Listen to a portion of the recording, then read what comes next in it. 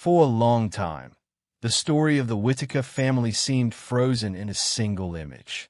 A small wooden porch, a quiet dirt road winding through the hills, and a family sitting together under the soft gray sky of rural Odd. Millions of people around the world saw those images through a camera lens. They watched the family laugh awkwardly, speak in fragments, wave shyly, and continue their routines in a place that looked almost untouched by modern life. For many viewers, it felt like discovering something rare. A family living far outside the world most people understood. But discovery is rarely as simple as it seems. Because the moment a private life becomes public, everything around it begins to change. And in the months since the last widely shared videos of the Whittakers circulated online, the road leading to their old home has grown quieter again. Quieter, but not peaceful. Neighbors say the silence now feels heavier than it did before the cameras arrived. Where visitors once stood with phones and tripods, there is now only the wind moving through tall grass and the distant sound of trucks passing along the highway miles away. The mailbox still stands beside the road. Faded black letters spelling out a name that suddenly became known across the internet. Whittaker. But behind that mailbox, the house that once drew so much attention no longer carries the same life it once held. Windows that once reflected camera flashes now stay dark. The porch where Betty Whittaker used to sit has gone empty. And for the people who live nearby, the story of the Whittakers did not end when the internet stopped watching. In fact, many say it became more confusing than ever. Neighbors who had known the family for decades described the past year as a period of quiet upheaval. Not dramatic in the way online rumors often suggested, but steady and unsettling in ways that only people living close to the situation could see. One resident who lives less than a mile from the old Whittaker property described the change simply. Everything happened too fast, she said. One day there were cameras and strangers coming up the road. Then suddenly there were officials coming instead. That transition, from curiosity to intervention, happened quickly. After the Whittaker videos gained massive attention online, waves of visitors began appearing in Odd. Some came out of genuine concern. Others came out of fascination. And some simply wanted to see with their own eyes the family they had watched through a screen. At first, the attention seemed harmless. People brought groceries. Some offered small donations. Others left clothing or supplies. The family story touched viewers around the world, and many believed they were helping. But as the weeks passed, the number of outsiders increased. Cars began parking along the narrow road. Strangers knocked on the door asking questions. And occasionally, people arrived with cameras already recording. For a family that had spent most of its life in isolation, that sudden exposure was overwhelming. Locals began noticing the difference. The Whittakers, who had once lived quietly within the rhythms of their small community, suddenly found themselves surrounded by attention they never asked for. Betty Whittaker, the family's elderly matriarch, reportedly struggled to understand why so many strangers suddenly knew their names. To neighbors, she remained the same woman they had known for years. Polite, soft-spoken, often sitting outside on warm afternoons watching the road. But the world around her had changed. The house that once stood quietly in the hills had become something else. A destination. And with attention came arguments. Not inside the Whittaker home itself, but online. People who had never met the family began debating their lives. Who was helping them? Who was exploiting them? What should happen next? Videos analyzing the situation appeared across social media platforms. Fundraisers began circulating. Comment sections filled with accusations, defenses, and theories about the family's future. For neighbors in Odd, watching the internet fight over the Whittakers was surreal, because the family they knew had always lived quietly. They had never tried to become symbols of poverty or resilience. They were simply people living their lives in the hills of southern West Virginia. And then the attention intensified further when state officials became involved. According to residents familiar with the timeline, the involvement of authorities did not arrive suddenly without warning. There have been concerns raised about living conditions, questions about safety, reports suggesting that parts of the home might not be suitable for elderly residents. When those concerns reached social services agencies, caseworkers eventually made visits to the property. What happened during those visits has never been fully explained publicly, but their impact was immediate. Members of the family were separated. Some reportedly moved into supervised care environments. Others remained in the area under different living arrangements. And the house that had once served as the center of the Whittaker family's world was declared unsafe for long-term habitation. For people watching online, the news came as a shock. The videos had shown hardship, but they had also shown closeness. Viewers had watched the Whittakers laugh together, share meals, and endure difficulties side by side. Seeing the family divided was something many supporters had never expected. But for locals in Odd, the situation looked different. Not because they lacked compassion, but because they had seen the conditions up close long before the internet arrived. One longtime resident explained it carefully. People online saw the family through a camera, he said. We saw the house every day. The difference between those perspectives would eventually shape how the story unfolded. Because once the cameras left, the internet moved on. But the community remained. And the community continued to witness what happened next. In the months that followed, rumors spread faster than confirmed information. Some claimed Betty had moved out of state. Others insisted she was staying with relatives nearby. Occasionally, a blurry photograph or brief sighting would appear online, reigniting speculation about where the family members were living. But confirmed updates were rare. Even the content creators who had once posted frequent videos about the Whittakers became quieter. Some stepped away from the story entirely. Others continued posting explanations, defenses, or accusations about what had happened behind the scenes. And through it all, the voices of the Whittakers themselves remained mostly unheard. Neighbors say Betty Whittaker was seen only occasionally, walking slowly along a nearby road, speaking quietly with people she trusted, but rarely discussing the chaos that had surrounded her family's name. One woman who lives nearby described the change in Betty's demeanor. She used to talk more, she said. Now she just nods and smiles a little. If somebody mentions the cameras, she shakes her head.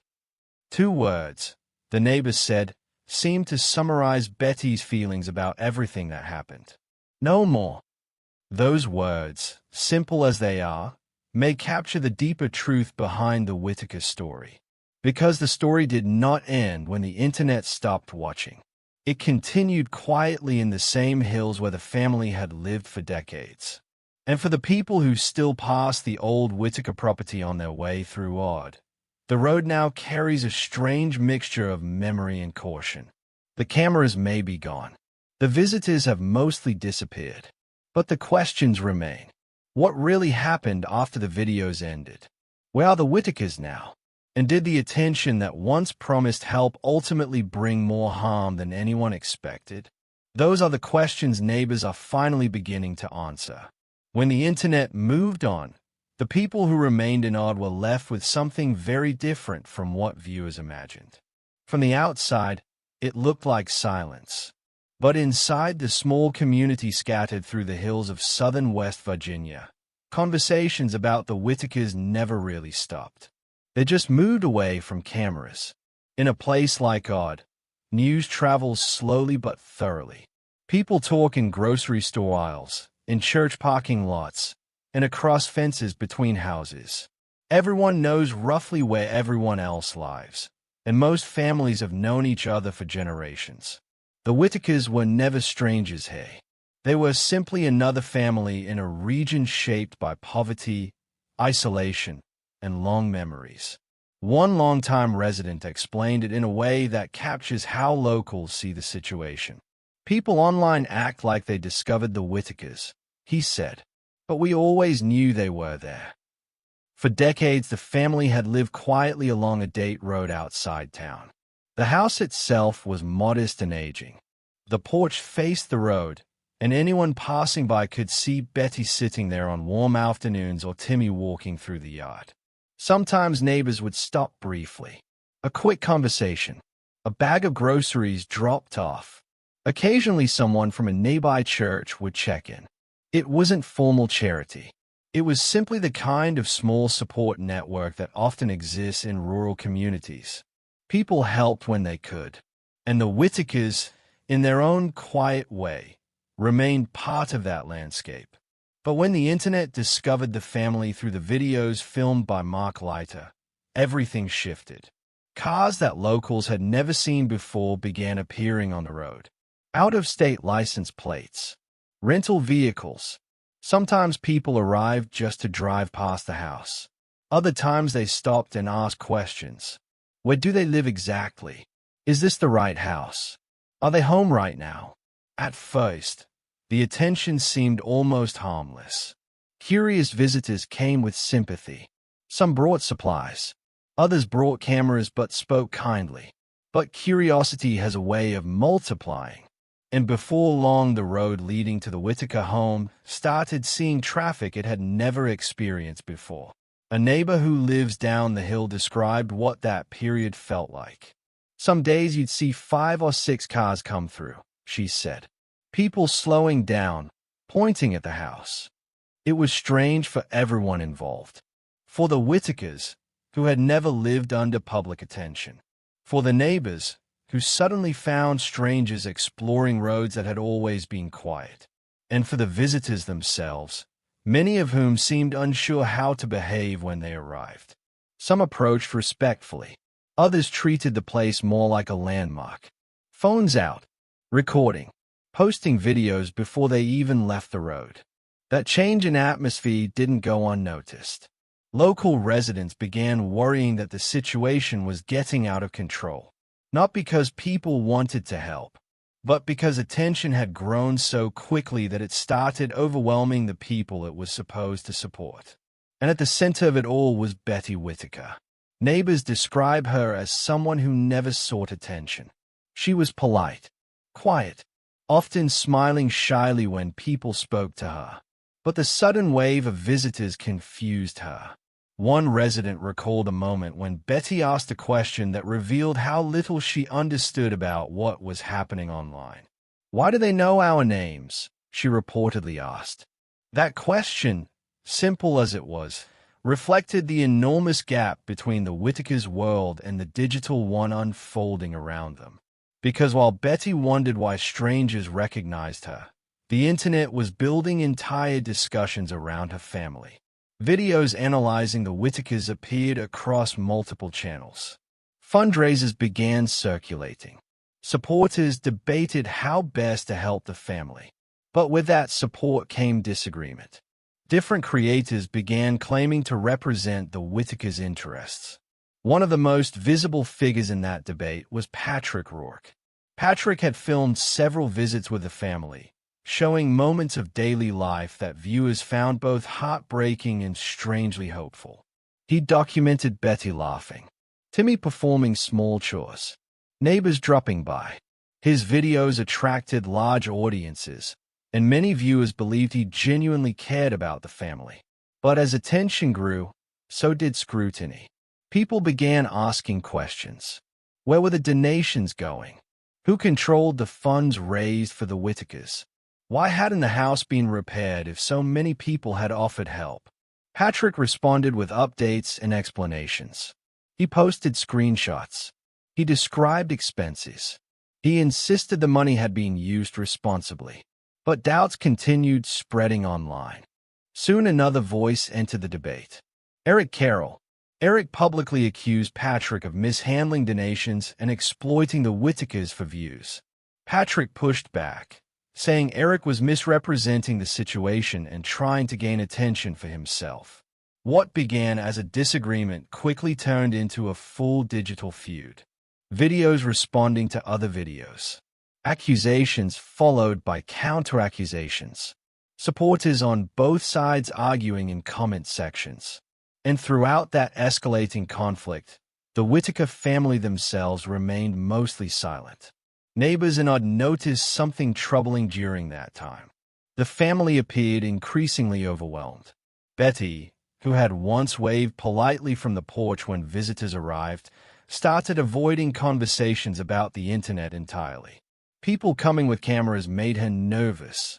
She didn't understand what was going on, one neighbor said. All she knew was people were fighting about her. Then the situation shifted again. Reports about the condition of the Whittaker home began circulating. Some of the concerns mentioned unsafe structural issues. Others focused on sanitation or the lack of basic repairs. Eventually, those concerns reached authorities. Officials from social services agencies began visiting the property. For locals, that moment marked the turning point.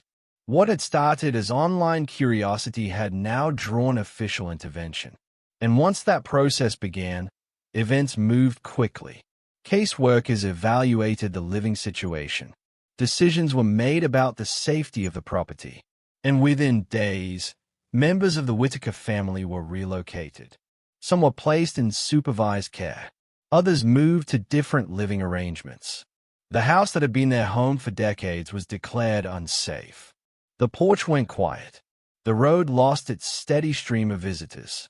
And for the first time since the internet discovered them, the Whittakers became invisible again.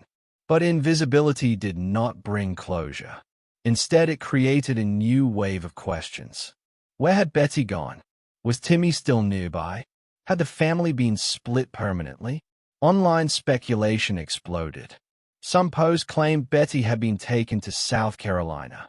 Others insisted she was staying with relatives somewhere in West Virginia. Every rumor gained traction because official updates were almost non-existent. And in the absence of clear information, the internet did what it often does. It filled the silence with theories. But in Odd, the reality felt less dramatic and far more painful, because the people who had known the Whittakers before the cameras arrived were now watching the aftermath unfold quietly around them. A family once living together on a small hill had become scattered, and the place that had once held their entire world stood empty at the end of a dirt road. For the people who still live near the old Whittaker property, the biggest change is not dramatic. It is subtle. It is the absence of small sounds that once defined the place. The Whittaker house sits quietly along a narrow road outside Odd, surrounded by the same wooded hills that have always framed life in this part of southern West Virginia. The trees are still there. The wind still moves through them the same way it always has. But the human presence that once filled that property is no longer constant. Neighbors who pass the road now say the silence feels different.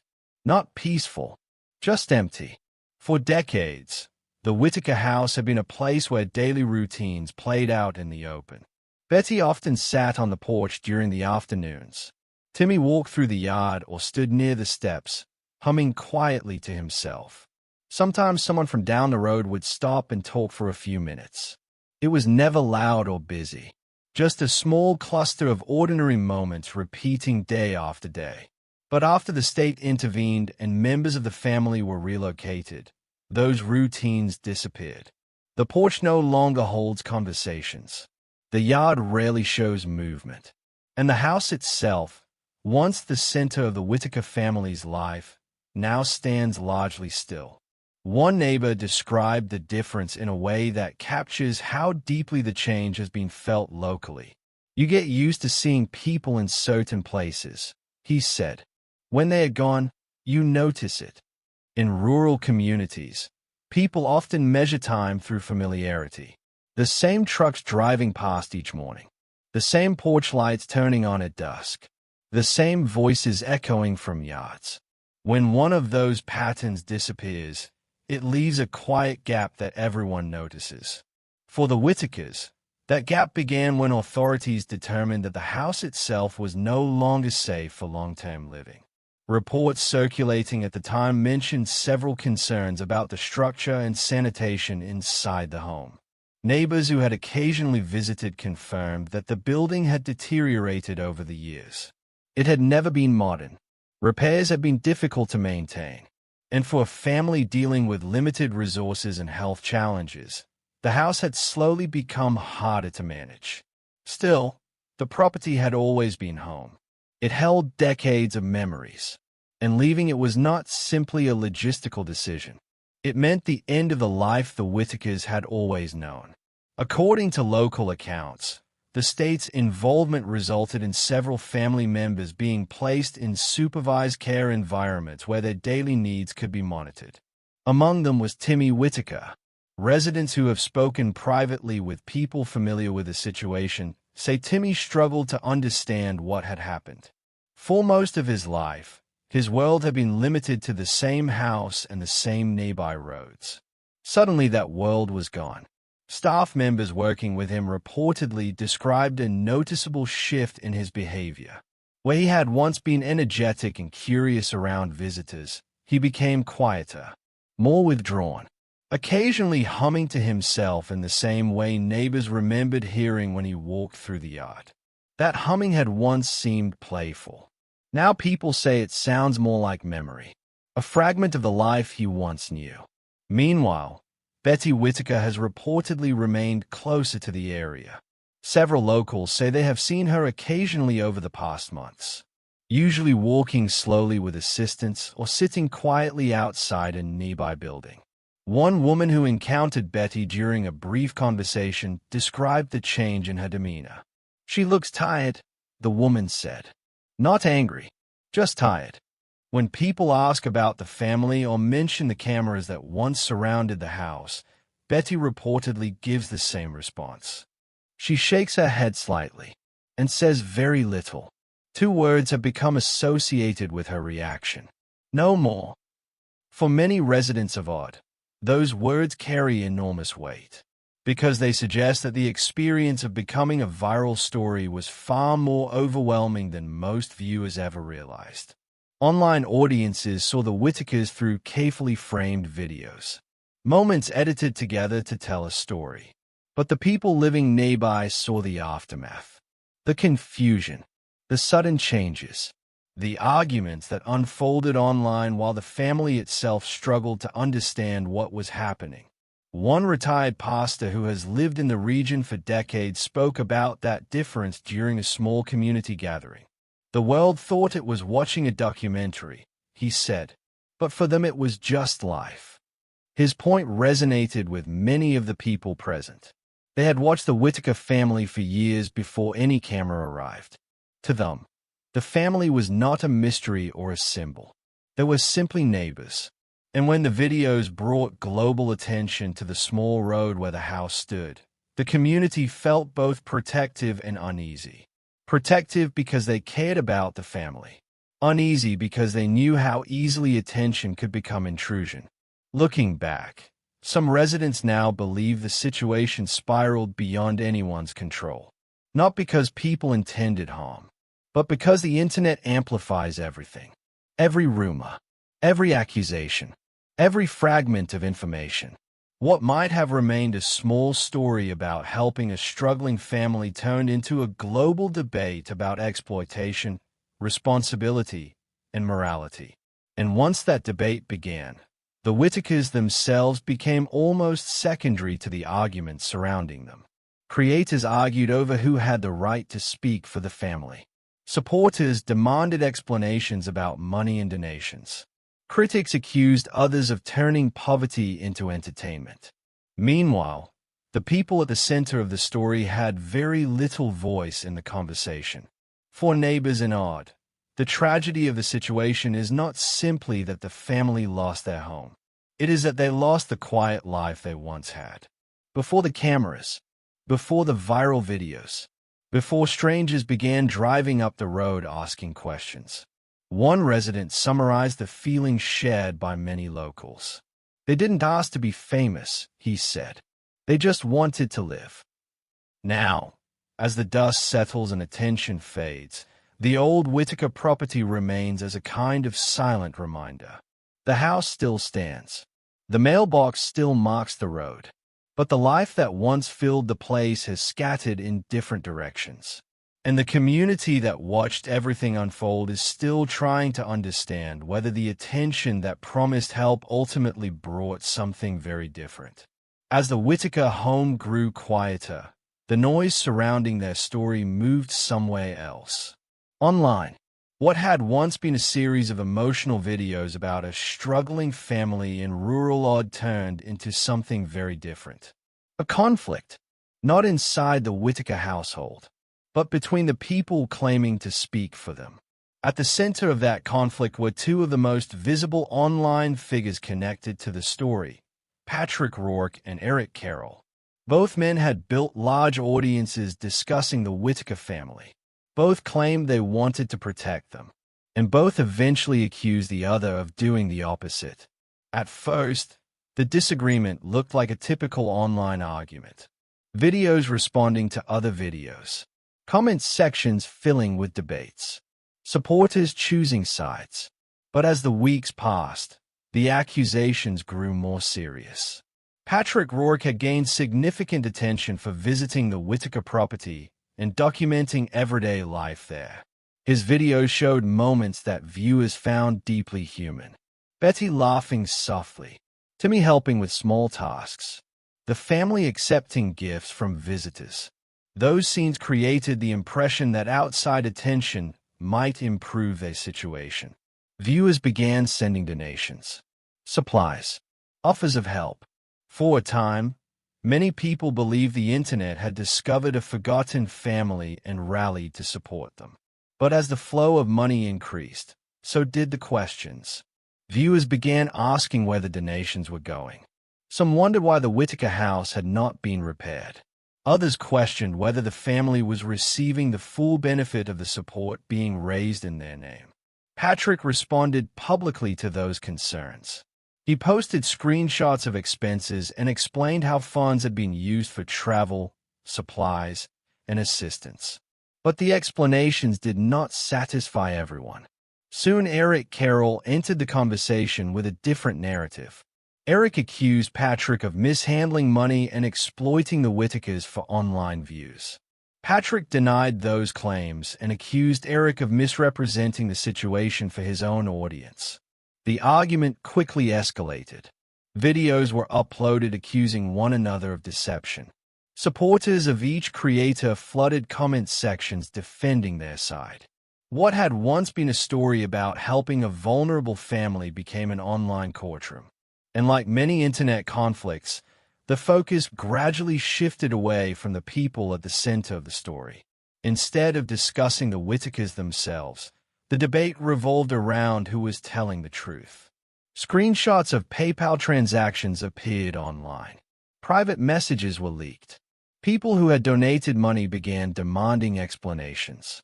Meanwhile, others defended the creators involved, arguing that misunderstandings had been blown out of proportion. For viewers watching from afar, the situation became impossible to untangle.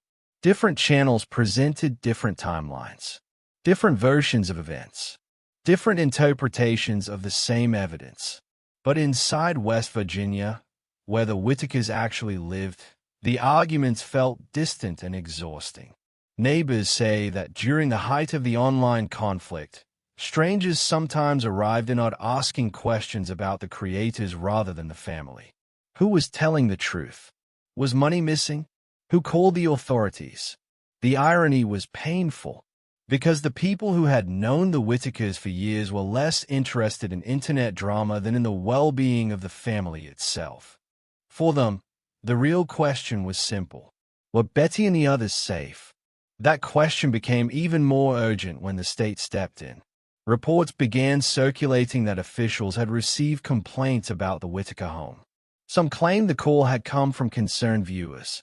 Others suggested it had originated from someone directly involved in the online conflict. No single source has ever publicly confirmed who initiated the report. But once authorities became involved, the situation changed rapidly. Caseworkers visited the property. The house was evaluated for safety concerns, and decisions were made about the living arrangements of the family. Those decisions resulted in members of the Whittaker household being relocated. Some were placed into supervised care environments designed to provide assistance with daily living. Others were moved into different housing situations. The home that had once served as their shared center was declared unsafe. For many viewers online, the news felt shocking. The same videos that had created sympathy for the Whittakers had also drawn attention to their living conditions. And that attention ultimately triggered intervention. Whether that intervention helped or harmed the family is still debated. Supporters of the decision argue that the home was unsafe and that vulnerable individuals deserved better care. Critics argue that the intervention shattered a family that had survived together for decades. The truth may lie somewhere between those positions, because situations involving poverty, disability, and public exposure rarely produce simple outcomes. In the months after the relocation, the online conflict continued. Patrick returned to posting videos occasionally, defending his actions and expressing frustration about how events had unfolded. Eric continued presenting his own interpretation, arguing that intervention had been necessary to protect the family. Meanwhile, many of the smaller channels that had once covered the Whittakers quietly disappeared. Some deleted their videos. Others rebranded their content entirely. The internet, as it often does, began moving on.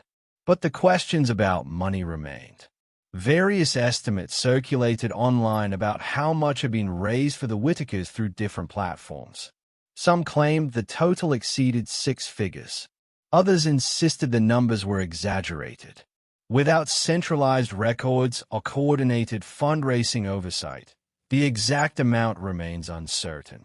Both Patrick and Eric maintained that they had acted in good faith. Both rejected accusations of intentional wrongdoing, and neither side produced financial documentation detailed enough to satisfy every critic. In many ways, the dispute illustrates a broader problem with online charity. When donations are collected informally through multiple individuals and platforms, transparency becomes difficult. Good intentions can collide with poor record-keeping. Miscommunication can resemble fraud. And disagreements about responsibility can spiral into accusations that never fully resolve. For the Whittakers themselves, those debates happened largely beyond their control. While creators argued over evidence and supporters analyzed transaction screenshots, the family was adapting to a new reality. A reality where the house they had lived in for decades no longer served as their home, and where the story of their lives had become something larger and far more chaotic than anyone could have imagined. Today, the road leading past the old Whittaker property outside Odd looks much like it did before the internet discovered it. Quiet, narrow, surrounded by the same rolling hills that have always shaped life in this part of West Virginia. But the story tied to that road has changed permanently. The house that once held the Whittaker family together now stands largely empty, its windows dark and its porch silent. Neighbors say the place feels like a memory of a life that moved on too quickly. The family itself has become scattered. Some members are believed to be living under supervised care. Others remain somewhere within the region. And Betty Whittaker, the quiet center of the family for so many years, is reportedly still nearby, occasionally seen walking slowly with assistants or speaking briefly with people she trusts. But she rarely discusses the past. If anything, neighbors say she avoids the subject entirely. The cameras, the attention, the arguments that unfolded across the internet, all of it seems to belong to a chapter she would rather close. For the community around Odd, the Whittaker story now carries a complicated legacy. Some believe the attention helped bring resources and awareness. Others believe the exposure shattered a fragile stability that had existed for decades. What everyone seems to agree on is this: the internet changed something that cannot easily be undone. The Whittakers were once simply a family living quietly in the hills. Now their story exists permanently online, an example of how quickly curiosity, sympathy, and controversy can collide. And long after the videos stop trending, the human consequences remain. Because behind every viral moment is a real life continuing quietly after the audience has moved on.